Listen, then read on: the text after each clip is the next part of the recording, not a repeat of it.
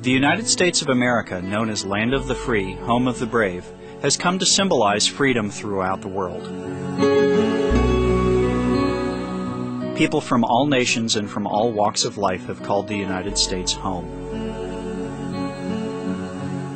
The United States has welcomed them with open arms. Indeed, the famed Statue of Liberty is the embodiment of this dream.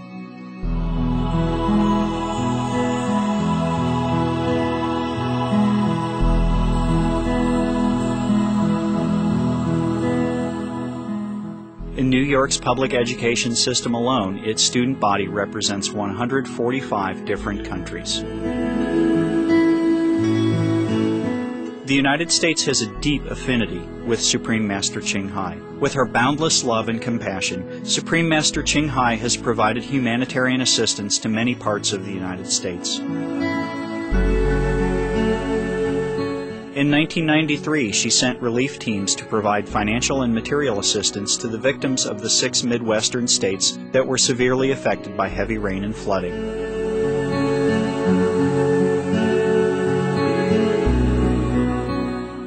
On December 27, 1997, at the benefit concert, A Journey Through Aesthetic Realms, Supreme Master Chinghai generously contributed $100,000 each to the Vietnam Children's Fund and the U.S. Department of Veterans Affairs. The following year, at another benefit concert, One World of Peace, through music, she once more contributed generously, with 2 charity organizations being the recipients of her love. St. Jude Children's Research Hospital received $150,000, and the Starlight Children's Foundation received a check for $100,000.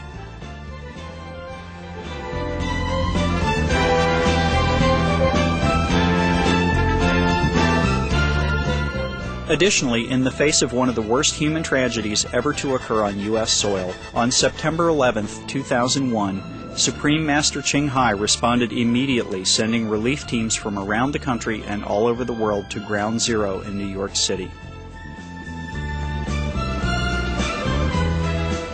Supreme Master Chinghai's financial contributions amounted to over $300,000 to organizations aiding the victims. To this day, Supreme Master Chinghai continues to extend her loving compassion to all parts of the United States, from Virginia, Ohio, Kentucky, and Alabama to California, Florida, Texas, Hawaii, and other states.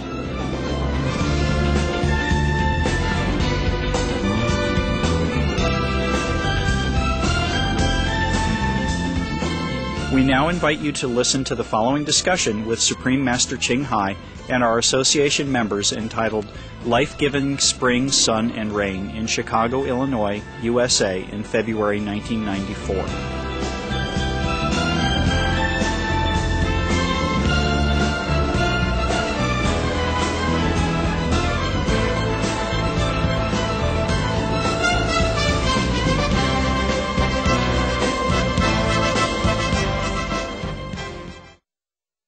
I just want to make a comment about the beautiful exhibition that you set up. Oh, thanks a lot.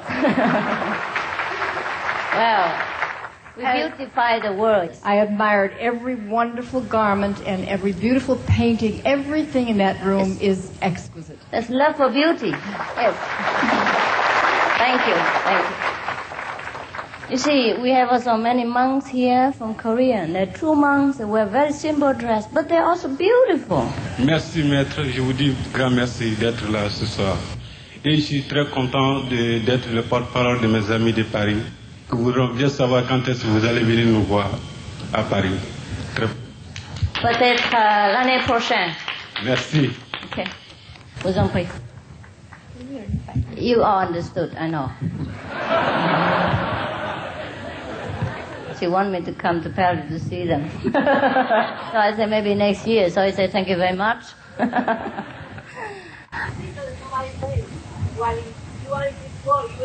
Oh, right, that's correct. She said, well, I'm in this world and I'm a woman, I have to wear like a woman. Now, in case you think the woman cannot become a Buddha or beautiful person cannot become a Buddha, I think you have to think again. Huh? Reconsider. Okay. Kính bạch sư phụ, vợ chồng con thì mới được truyền tâm ấn được 4 ngày. Và trước khi mà chúng con từ San Diego đi Chicago này thì mua vé máy bay. Nhưng mà trước đó thì vợ con bị bệnh. Thì tụi con rất buồn. Thì vì bệnh thì không thể tiếp tục đi được. Cho nên mỗi đêm nào vậy vợ chồng quỳ xuống khấn nguyện cho đến cái ngày mà ngày 18, 17 á, thì chúng con lên máy bay thì vợ con vẫn tiếp tục bệnh. Nhưng mà nhờ sức gia trì của sư phụ thì sau lên máy bay bắt đầu từ từ nhẹ và được truyền thọ tấm ấn. Thì chúng con nguyện làm sao mà đến gặp sư phụ. Thì quả thật cái lời nguyện của chúng con được thành tựu. Hôm nay được gặp mặt, được nhìn thấy sư phụ, được nghe sư phụ nói, và chúng con được cái hân hạnh may mắn là ngồi tam thiền trước hàng ngàn cái vị đồng tu, nhờ cái sức gia trì, cái định luật nghe là tối thượng như vậy. Nhưng mà giờ tam thiền thì ngồi có thể 4 tiếng, 3 tiếng. Nhưng mà sau tam thiền rồi á thì ra đầu óc thấy rất là sảng khoái, rất nhẹ nhàng, trong người rất là mạnh khỏe. Như vậy hôm nay trước cái sự ân huệ của sư phụ, vợ chồng con đảnh lễ sư phụ, nhớ ơn sư phụ và xin thành tâm giúp tất cả các vị đồng tu.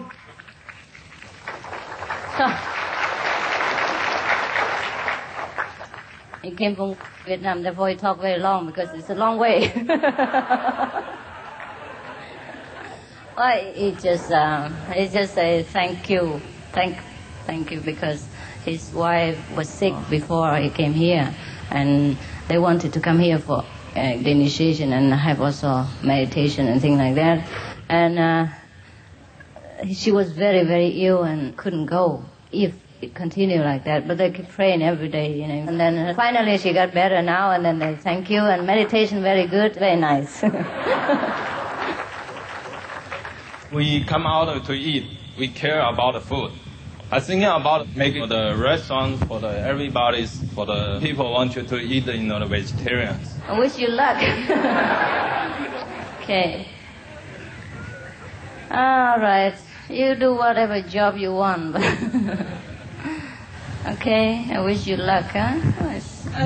Nowadays there are a lot of vegetarian restaurants and health food stores, no? Right? You can cook and eat vegetarian, all right? There are vegetarian ham, completely no egg, no fat, nothing. And vegetarian ham, vegetarian cabbage, vegetarian carrots. So many vegetarian things, yeah? And vegetarian tofu. Do what you want. Master, I want to thank you for all the help you've given me in my life over the last 2 years. You helped me a lot. But I have a question. In doing the practice, I find that when I sit down to meditate, oftentimes a lot of thoughts come to my mind about what has been going on with me during the day. And it seems that the thoughts can be solutions to the problems, but I often fight them away because I'm looking for the inner master with light and sound. But then when meditation is over, I can't remember the solutions that I heard. Just let it be, yeah? When the thought comes and you think it's a solution to your problem, that's good, that's good. Write it down. Always have a note and a pen next to your meditation sit, okay? And then whatever you want to remember quickly, just note down the main point and then continue to meditate again. I do that sometimes. Sometimes I forget what I have to do next or what time a meeting and things like that. I have to note down also. And during meditation, sometimes we remember clearly, very clear what we have to do, or very clear solution to any problem. So it's good. Just write it down and discard what you don't need and use what you need later, okay? Just write what's important to you. Note it. Just short, yeah? So that you understand only. That's fine. Okay, do that, all right? Do that. No problem. Whatever comes, also experience. It must not always be light or sounds, you know. Depends on how deep. Sometimes the master also give us some guidance in the daily problems. That is also a result of meditation. And sometimes we feel very peaceful and loving, you know, want to do something good for people. That's also a result of meditation. That's also experience, yeah? Dear Master, I have a question about the concept of God. Yeah. You always teach us we should pray to God or the Buddha nature to ask for help. And you also teach us we have the Buddha nature inside us. That's right. And we are God Yes. in some sense. So I'm confused if there is a God which is higher than us, or is that we can eventually become God ourselves. The conception of God is not the way we think. If I tell you to pray to God, it is because we always expect that there is a God higher than us, which is also true, higher than our thinking. You know what I mean? Higher than our expectation of a human being, of a human standard. So it's okay to pray to that God. Besides, that God is next to you, inside, so it's easy to pray, all right? There is a God, but there's not the God the way we used to think, all right? So what are the difference between a God or Buddha or Buddha-sattva or all these concepts? I'm confused. The difference is that so that you can have a choice. Pray to one at a time, have a change. Okay, thanks. Right. Okay, the second one is, if we are God, shall we worship ourselves? Whatever you want. If you think you are worthy enough to worship your own self, then do it. If you're confident that you are God, and whenever you pray to yourself, you get all the response and all the help, then pray to yourself, worship yourself. If you pray to God and you get help from God, whatever you want. The important thing is that you're happy and you get what you wish, okay? Not to whom you pray. Because we all one anyhow. Me, you, my God, your God, his God, her God. Okay, thanks. All God. Remember when I went to Costa Rica, some people asked me, should we pray to you for everything that we cannot do or everything? And I said, no, you don't have to. Whatever you really cannot do after you have tried your best, then you pray. Or you pray, but you try your best, you know. But you don't have to pray everything for every time. And Marco said, oh, Master, we pray for everything, anytime, always. It's like a child, He's a baby, big baby. So do what you want, or whatever if you're happy with and comfortable with, and whatever that bring you the most satisfaction spiritually, that you do, all right? And slowly you realize whom you pray to and what God is and who God is, right? I'm listening to all this language and all that, and I came to my mind that why and for what it's been made so many languages. Yes, troublesome, right? You know, in the Bible, there's a story about the Babel Tower. That's maybe the answer to your question. But anyhow, you can understand why. Because once people try to make a world language, and not many people accept it. So we still speak Spanish, English, French. We still can do that. But at least we have one world language. It would be good. Or just pick one. Vote for one. Vote for English, vote for Spanish, vote for whatever, and then we all have to obey. Right. That's be fine. But they don't want it. So we have a problem, right? So we have to put up with it, okay? So at least I told you all my disciples learn English. So we can communicate with each other in English, at least, wherever we go, because English is kind of more convenient now, and most people already know. Right. So there's a majority already have, so a minority just follow. Would be best, you know? Right. Otherwise, we keep for the Esperanto and it never will come. You have to forgive me to take so much of your time. First, I love people. I have a lot of friends in Costa Rica, which I love them a lot. And as you know, they always problems or something. So they come to me, and ever since I know you, I say, pray to Master. That's why I pray to Master. Okay. And they have received the answers. Now, the question is, do I doing right? Yes. Right? Right. Whatever you can, you help them. You see? Whatever advice you can give them, give them. Right. But you can pray to Master, of course. Okay. I pray to Master too. The Guanyin language, you know, the sound we hear inside, are the international, intergalaxy language. Because look at how you get on with each other. You don't know each other at all. Sometimes I send a group of people to go to do some charitable work somewhere. They never know each other before. But as soon as they sat down with each other, they just shake hands, they just work, they just talk like long-time friends. Because we all trust each other. And It's very easy to understand each other in our group, provided that you meditate and you're sincere, and then we all get a kind of inner communication, inner connection. That's something we cannot explain, but something we just trust and cherish each other, and we just get along well. And can you imagine a big group of people like that come into a strange place where you don't speak the language and sit there for 3 days and don't make any trouble? Yes. I just wanted to say very briefly that in spite of all that, though, we still want to give a special blessing for the translators and thank them very much because they have made it very, very convenient. Oh. It looks like it's a very big job. Yeah, it is a big job.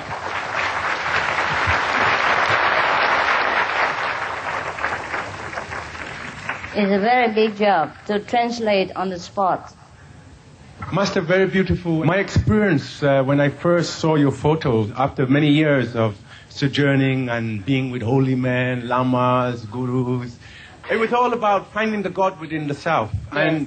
And what I've learned is that in all the teachings of all the prophets in the world, they've been teaching that the God is within. And we have to go back home within ourselves to find it. Right. And what I found with you, that I found that the Asian teaching is alive again, very alive. The teaching of the Buddha, Christ, Lord Su, Chen Su, all the ancient most is alive today again. And what you're teaching is to find a way back home, which is the true prayer, the true meditation, and to connect with every living being in the world to understand the nature. Because it's so simple, but it becomes so complicated because so many people have misinterpreted. Yes. And we are so much used to so many superstitious idea about the God that when the God is right in front of you, you can't face it. Right. Look at you. Look at all this God. Right. So today I was very embarrassed because I was trying to talk about my experience, and what I really want to say, I met God face to face. Right. And I found a way back home, and no need to play any more games, no need to get into any more superstitious. Right. Now to practice. To really pray. Yeah, pray in the closet. Yeah, exactly what Christ is teaching is that we're practicing. Is to go within yourself, to find the God within you, and to love each other. Simple love each other. Oh, very simple. And it's so simple. And that's what's happening here, and I love it so much. That's what's happening, right. Yeah. Just look at your God next door.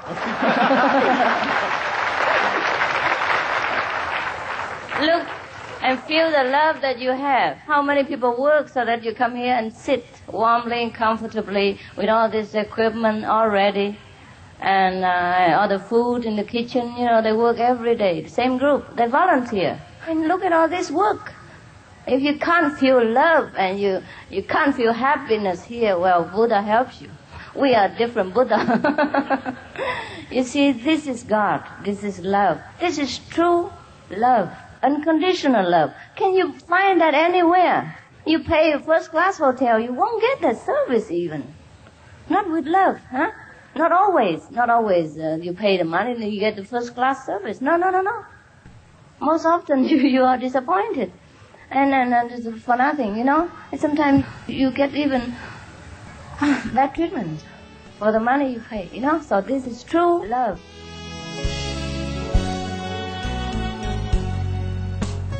Thank you for joining us on today's episode of Between Master and Disciples. Please tune in on Thursday for Part 2 of Life-Giving Spring, Sun, and Rain. Up next on Supreme Master Television is Animal World, Our Co-Inhabitants. May your days be beautiful and joyous.